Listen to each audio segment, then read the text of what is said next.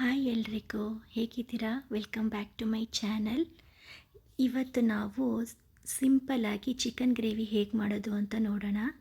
ಇದಕ್ಕೆ ಒಂದು ಟೊಮ್ಯಾಟೊ, ಶುಂಠಿ ಮತ್ತು ಬೆಳ್ಳುಳ್ಳಿ, ಶುಂಠಿ ಸ್ವಲ್ಪ, ಬೆಳ್ಳುಳ್ಳಿ ಚೂರು ಜಾಸ್ತಿ ಇರಲಿ, ಕೊತ್ತಂಬರಿ ಸೊಪ್ಪು ಒಂದು ಹಿಡಿ, ಆಮೇಲೆ ಕೊತ್ತಂಬರಿ ಬೀಜ, ಕಾಳುಮೆಣಸು, ಚಕ್ಕೆ, ಲವಂಗ. ಕೊತ್ತಂಬರಿ ಬೀಜನೂ ತುಂಬ ಸ್ವಲ್ಪ.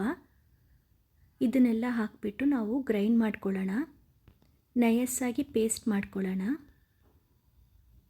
ಇದು ರೆಡಿ ಇದೆ. ಇವಾಗ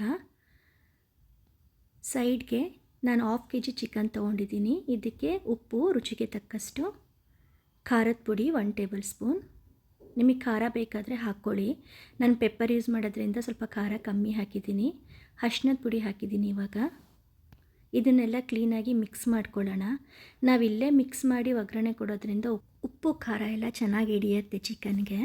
ಇದು ತುಂಬ ಈಸಿ ರೆಸಿಪಿ, ತುಂಬ ಜಲ್ದಿ ಆಗುತ್ತೆ. ಇದಕ್ಕೆ ನಾವು ತೆಂಗಿನಕಾಯಿ ಕೂಡ ಯೂಸ್ ಮಾಡೋದಿಲ್ಲ.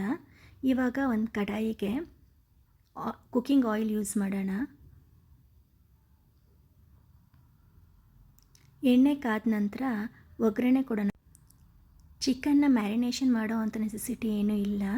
ನಾವು ಉಪ್ಪು ಖಾರ ಅರಿಶಿನದ ಪುಡಿ ಹಾಕಿ ಕಲಿಸ್ಕೊಳ್ತಿದ್ದಾಗಲೇ ಕಡಾಯಿ ಇಟ್ಟು ಡೈರೆಕ್ಟಾಗಿ ಒಗ್ಗರಣೆ ಕೊಡ್ಬೋದು. ಉಪ್ಪು ಚೆನ್ನಾಗಿ ಹಿಡ್ದಿರತ್ತೆ ಚಿಕನ್. ನೋಡೋಕ್ಕೂ ಎಷ್ಟು ಕಲರ್ಫುಲ್ ಕಾಣಿಸ್ತಿದೆ. ಇವಾಗ ಇದನ್ನು ಚೆನ್ನಾಗಿ ಮಿಕ್ಸ್ ಮಾಡೋಣ. ಸ್ಲಿಮ್ಮಲ್ಲೇ ನಾವು ಮಾಡೋಣ. ಇದು ಹೈ ಫ್ಲೇಮ್ ಆಗಿ ಬೇಯಿಸೋ ನೆಸೆಸಿಟಿ ಇಲ್ಲ. ಇವಾಗ ಇದು 10 ಮಿನಿಟ್ಸು ನಾವು ಲಿಡ್ ಕ್ಲೋಸ್ ಮಾಡಿ ಬಿಡೋಣ. ನೋಡಿ 10 ಮಿನಿಟ್ಸ್ ಆಗಿದೆ. ಇವಾಗ ಚಿಕನ್ ನೀರು ಬಿಟ್ಟಿದೆ. ಇನ್ನೊಂದ್ಸಲಿ ಕ್ಲೀನಾಗಿ ಮಿಕ್ಸ್ ಮಾಡ್ಕೊಳ್ಳೋಣ ಎಲ್ಲ ಕಡೆಯೂ. ಈ ಟೈಮಲ್ಲಿ ನಾವು ಮಸಾಲೆ ಮಾಡ್ಕೊಂಡಿರೋದನ್ನು ಆ್ಯಡ್ ಮಾಡೋಣ. ನಾನು ಮಸಾಲೆಗೆ ಒಂದು 1/2 ಗ್ಲಾಸ್ ನೀರನ್ನು ಹಾಕಿದ್ದೀನಿ ಆಲ್ರೆಡಿ. ಮತ್ತೆ ಮೇಲ್ಗಡೆ ನೀರು ಹಾಕೋ ನೆಸೆಸಿಟಿ ಇಲ್ಲ. ನಿಮಗೆ ಬೇಕಾಗತ್ತೆ ಕನ್ಸಿಸ್ಟೆನ್ಸಿ ಗ್ರೇವಿ ಜಾಸ್ತಿ ಬೇಕು ಅಂದರೆ ನೀವು ಆ್ಯಡ್ ಮಾಡ್ಕೋಬೋದು. ಈ ಗ್ರೇವಿ ನಿಮಗೆ ಚಪಾತಿಗೆ, ಅನ್ನಕ್ಕೆ, ರೊಟ್ಟಿಗೆ ತುಂಬ ಚೆನ್ನಾಗಿರುತ್ತೆ. ಥಿಕ್ನೆಸ್ ನಿಮಗೆ ಎಷ್ಟು ಬೇಕು ಅಷ್ಟು ಹದದಲ್ಲಿ ನೀವು ನೀರನ್ನು ಆ್ಯಡ್ ಮಾಡ್ಕೊಳ್ಳಿ. ಇವಾಗ ಇನ್ನೊಂದು 10 ಮಿನಿಟ್ಸ್ ಲಿಡ್ ಕ್ಲೋಸ್ ಮಾಡೋಣ. ಇವಾಗ ಇದು ಆಗಿದೆ. It's very easy and very simple recipe. ಲಾಸ್ಟಿಗೆ ಕೊತ್ತಂಬರಿ ಸೊಪ್ಪು ಹಾಕಿ ಗಾರ್ನಿಷಿಂಗ್ ಮಾಡಿದೆ. It's ready. ನೋಡಿ ಎಷ್ಟು ಚೆನ್ನಾಗಿ ಕಾಣಿಸ್ತಿದೆ.